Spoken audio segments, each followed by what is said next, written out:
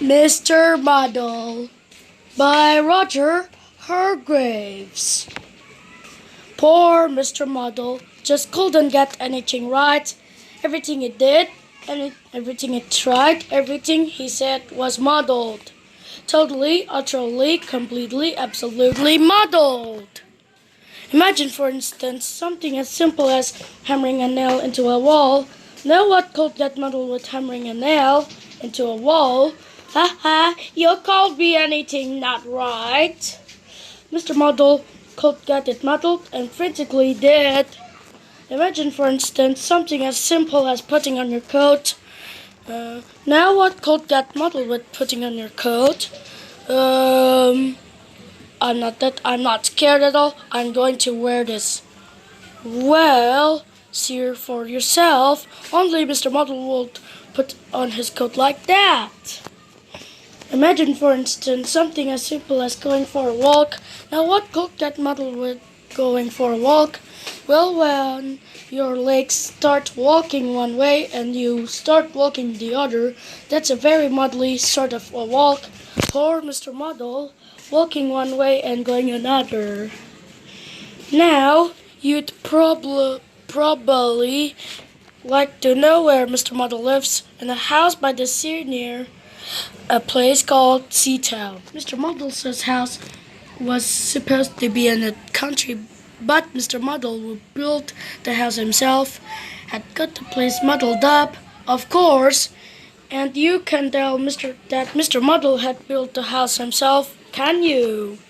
This story starts one afternoon when Mr. Muddle was having his breakfast. Yes, we know you don't have breakfast in the afternoon, but you do if you get your mealtimes muddled up. Mr. Muddle was having bread and butter and jam and a cup of tea with milk and sugar. He spread the butter on the table and then spread the jam on the plate and then poured the milk on the bread and then filled the cup with sugar and then poured the tea on the bread. What a terrible muddly mixed up breakfast.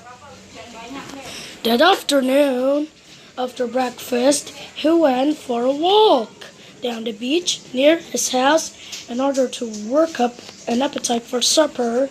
He met an old fisherman called George, whom he knew quite well. "Good afternoon, Mr. Muddle," said George. "Good evening," replied Mr. Muddle. George smiled. "How would you like to come fishing with me?" he asked.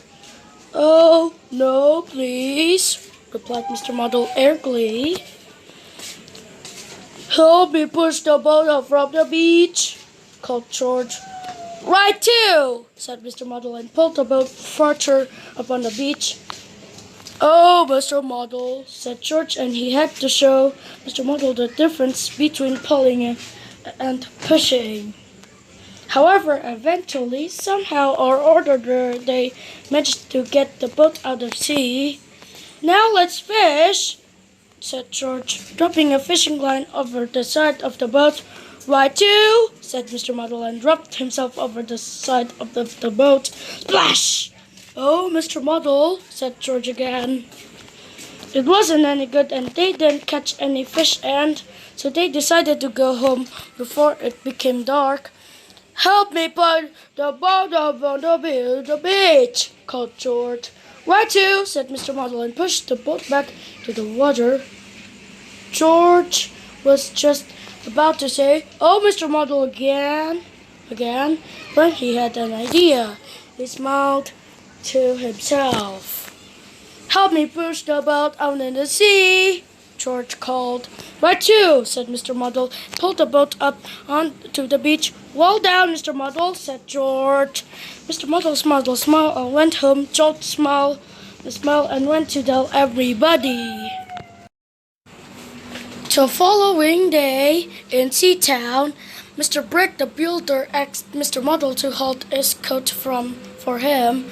"Right to," said Mr. Muddle, and held his ladder for him, which is what Mr. Brick really wanted. "Well done, Mr. Muddle," smiled Mr. Brick. Woodbine talked to George. Mr. Muddle was very pleased. Then Mrs. Scrump at the laundry asked Mr. Muddle to pass her the soap. "Right do," said Mr. Muddle, and passed her clothes peg, which is what Mr. Scrub really wanted. "Well done, Mr. Muddle," smiled Mr. Scrump, who'd also been talking to George. Mr. Muddle was extremely pleased. And then Mr. Black, the coalman, asked Mr. Muddle to lift a sack of coal down from his lorry. "Right to," said Mr. Muddle, and lifted a sack of coal up on the lorry, which was what Mr. Black had wanted all along.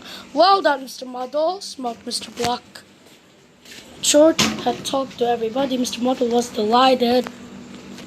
In fact, Mr. Muddle was so delighted he decided to go home and cook himself a large meal to celebrate. Roast turkey and peas and potatoes and gravy. He put the turkey in the cardboard to cook. He peeled the peas. He put the potatoes in the refrigerator to boil. And then, do you know what he did? He tried to slide the gravy. "Oh, Mr. Muddle, oh no!"